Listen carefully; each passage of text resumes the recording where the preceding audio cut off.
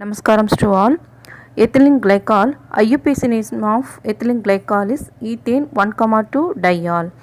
The formula for ethylene glycol is CH2OH CH2OH. It contains two primary alcohol, that is CH2OH. There is 2 CH2OH. Preparation. First of all, ethylene formula is CH2 double bond CH2. It contains two carbons, so eth in common name double bond name is ethylene. So common name is ethylene and IUPAC name 2 carbon eth double bond ene. So IUPAC name is ethene. So this ethylene or ethene reacted with the cold alkaline potassium permanganate. The name of the cold alkaline potassium permanganate is Bayes reagent. It is a oxidizing reagent, so it gives Nassen oxygen, that is in square bracket it is given oxygen, and in front of water the water splitted into OH and H. So one of the OH is attached with one carbon and another H along with the Nassen oxygen it is attached with another carbon, so that we get ethane 1,2 diol or ethylene glycol. Now chemical properties of ethylene glycol. That ethylene glycol reacted with the sodium, that one of the H is replaced with the sodium, we get monosodium glycolate. The same way another OH is reacted with another 1 mole of sodium, it is also replaced with the hydrogen, so that we get disodium glycolate. When ethylene glycol reacted with the phosphorus pentachloride or phosphorus trichloride or sulfuride chloride, the OH group is replaced by chlorine, so that we are getting 1,2 dichloroethane. Another name for this 1,2 dichloroethane is ethylene dichloride. It is a common name.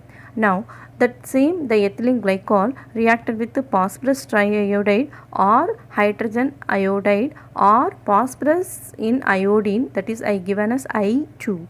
So the OH group is now replaced with the iodine, we get 1,2 diiodoethane. It is an unstable compound, the iodine alone replaced, so that we get ethylene.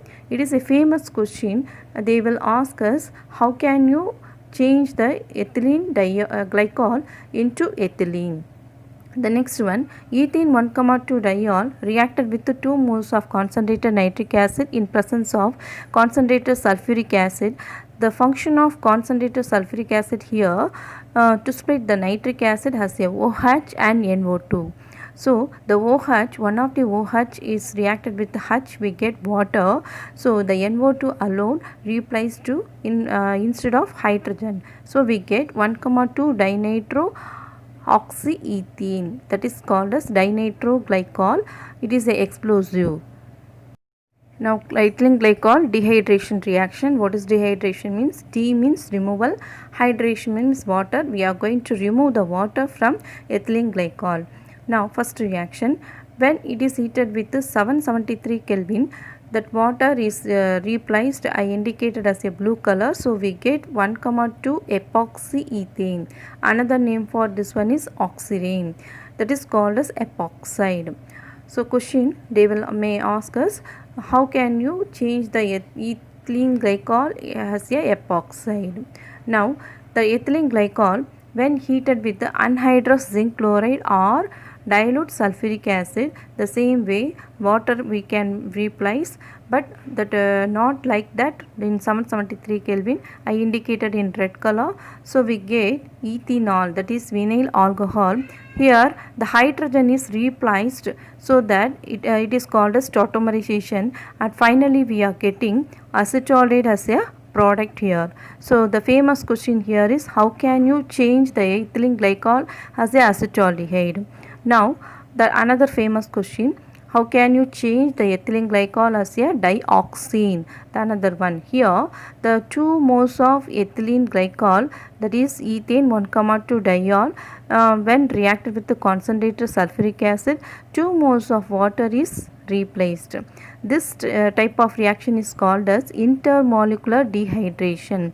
The first two reaction, that is 773 Kelvin and anhydrous zinc chloride, is called as intramolecular dehydration, that is only 1 mole alone we are removing the water, but in concentrated sulfuric acid we are using 2 moles of ethylene glycol, we remove 2 water, that is called as intermolecular dehydration, so that we are getting 1,4 dioxane. Now we are going to see the oxidation of ethylene glycol with the nitric acid or alkaline potassium permanganate, both the one are oxidizing agent. Here we are going to remove the hydrogen. Removal of hydrogen is also called as oxidation. So first of all I indicated if one of the carbon remove the hydrogen means that is changed as a aldehyde. Now the ethylene glycol is changed as glycol aldehyde. The another name for this one is 2-hydroxyethanol. 2 carbon means eth and one carbon possesses hydroxy, one other carbon possesses aldehyde. So we have to give preference for aldehyde. So in IUPAC we say for aldehyde is Al. So ethanol, and in second carbon hydroxy is placed. So 2-hydroxyethanol is the IUPAC name for glycol aldehyde. Now the one more oxidation is going on. That oxidation means we have to add oxygen in aldehyde, so it is changed as a acid. The name for this one is glycolic acid. IUPAC name is 2-hydroxyethanoic acid. Now it is also going to oxidation. We are removing another hydrogen in another carbon, I indicated in red color. So we get glyoxalic acid. Here that IUPAC name is formyl methanoic acid. The CHO is called as formyl, and when you are going to preference for acid or aldehyde means first preference given to acid only, so that acid having one carbon, so me, and single bond is there, and anoic acid. The CHO group is called as formyl. So IUPAC name for glyoxalic acid is formyl methanoic acid. It also going to oxidation. So that here the aldehyde group is now changed as a acid, so that we are getting oxalic acid. That oxalic acid formula is COOH and COOH. 2 carbon is there, so eth, and single bond is there, so A, and 2 acid, so 1,2 dioic acid. Now that sometimes the second product glycol aldehyde may change the CH2OH group, remove the hydrogen in CH2OH group, we get glyoxal. Here the IUPAC name is 2 carbon eth, single bond is ane, and 2 carbon having aldehyde group, so Al. So the name of glyoxal is, IUPAC name of glyoxal is ethane 1,2 diol. Oxidation of glycol with the periodic acid. Here the ethylene glycol is added with the periodic acid. I indicated the hydrogen and oxygen, one of the oxygen in periodic acid. We remove the water there. So we get one cyclic periodate ester, it is a intermediate. After replacing that we get 2 moles of formaldehyde and iodic acid as a product. This reaction is a selective for vicinal 1,2 diol. That is, vicinal means that adjacent carbon having alcohol only undergo this type of reaction. So famous reaction, that question is, how can you change the ethylene glycol as a formaldehyde? Now uses of ethylene glycol, that ethylene glycol uses a antifreeze in automobile radiator, and also the dinitrate when we nitration reaction, that is nitric acid is added with the ethylene glycol, we get one type of explosive, that is called as DNG. Now glycerol means formula CH2OH, CHOH, CH2OH. The IUPAC name for this compound is propane 1,2,3 triol. Here it contains 2 CH2OH group, that is 2 primary alcohol group, 1 CHOH group, that is 1 secondary alcohol. They will ask us a one word here. Now the preparation of glycerol. The glycerol occur in a natural fats and long chain fatty acid in the form of glyceryl ester. Ester means we get the ester from alcohol and acid. Now see that the glyceryl palmidate formula is given. It contains CH2O, CO, CH2, 14 times and CH3. The same way in CHO, CO, CH2 14 times and CH3, and CH2O, CO, CH2 14 times and CH3. Then it reacts with 3 moles of sodium hydroxide. I split the 3 moles of sodium hydroxide as 3 sodium and 3 OH. The 3 OH react with CH2OH and CHOH and CH2OH. The sodium alone reacted with the underlined as a orange color. That orange color alone combined with the sodium, we get sodium palmidate. Another name for this one is sodium hexadectonate. So this type of reaction is known as saponification reaction. Chemical properties of glycerol. First of all, the glycerol is reacted with the nitric acid. Nitric acid formula HNO3, but here we splitted the HNO3 as a OH and NO2 with the help of concentrated sulfuric acid. That 3 NO2 is replaced with hydrogen, so we get 1, 2, 3 trinitroxypropane, that is called as TNG. Another name is nitroglycerin. Now another reaction, dehydration. We know very well what is D means removal, hydration means water. Removal of water with the help of concentrated sulfuric acid or potassium hydrogen sulfate. The propane 1, 2, triol, I indicated in blue color, 2 moles of water we are going to replace. So we are replacing 2 moles so that we have getting one double bond with 1 carbon and another one we get CHO. The name of this compound is propene, prop-2ene and Al. That is called 3 carbon prop, and in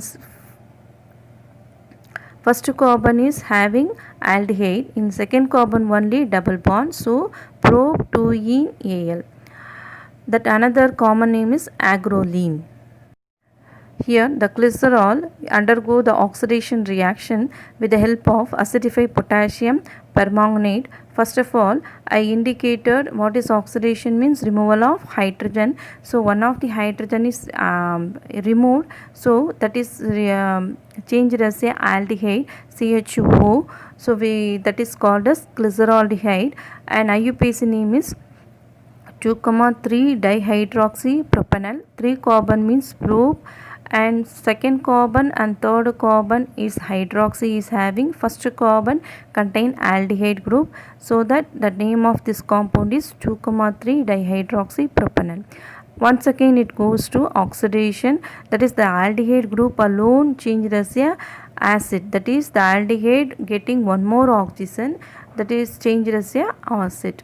Now that is called as glyceric acid. Here also the second carbon and third carbon having aldehyde, the alcohol group, that is dihydroxy, and first carbon possess acid, so 3 carbon means prop and single bond ene, and acid means oic acid, and second and third containing hydroxy, so 2, 3 dihydroxypropanoic acid. It may undergo one more time oxidation, that is the third carbon alone we are going to remove the hydrogen, and one more time it goes to oxidation, so it is changed as a acid. The name of this compound is tartaric acid. IUPAC name is second carbon alone having hydroxy, so 2 hydroxy propane 1, 3 dioic acid. The first carbon and third carbon is acid alone. Now one more time it goes to oxidation. What is oxidation means removal of hydrogen, so we are going to remove the second carbon hydrogen, so we get C double bond O in second carbon, that is called as mesooxalic acid. Then IUPAC name is 2-oxopropane 1, 3 dioic acid. That one more time it goes to oxidation, the second carbon alone removed as a carbon monoxide, so we get finally oxalic acid as a final product. Here it may be changed as a, see the first product glyceraldehyde, we can remove the hydrogen in the second carbon, means we get dihydroxyacetone, and IUPAC name is 1, 3 dihydroxypropane 2,1. Suppose glycerol undergo oxidation reaction with the help of dilute nitric acid, means we get the product glyceric acid and tartaric acid. nothing but that oxidation means just removal of hydrogen and addition of oxygen. So you see that removal of hydrogen and addition of oxygen alone. Wherever we are going to remove the oxygen, not remove the oxygen, removal of hydrogen and addition of oxygen. The next one, suppose the glycerol is undergo oxidation with the help of concentrated nitric acid, means we get the glyceric acid as a final product. Suppose glycerol undergo oxidation with the bismuth nitrate, means we get the final product as a mesoxalic acid. The same intermediate product only we are going to get, but the final product is a mesoxalic acid. The next one, suppose glycerol is undergo oxidation with periodic acid or lead tetraacetate. The short name is LTA. We get formaldehyde, and one more time it goes to oxidation, and then we get formic acid as a final product. One of the famous question is glycerose. What is glycerose means? It is a mixture of glyceraldehyde and dihydroxyacetone. We get the glycerose with the help of bromine water, sodium boroxide and Fenton's reagent. Fenton's reagent means ferrous sulfate and hydrogen peroxide. With the help of these compound, glycerol undergo oxidation. We get two type of products. One is glyceraldehyde and another one is dihydroxyacetone. This mixture of this dihydroxyacetone and glycerol is called as glycerose. Next, uses of glycerol. Glycerol is used as a sweetening agent in confectionery and beverages, and also used as a manufacturing in cosmetic and transparent soaps, and also used in a printing inks, stamp pad, lubricant for watches and clocks. It is used in the manufacture of explosives like dynamite and quartite by mixing it with the china clay.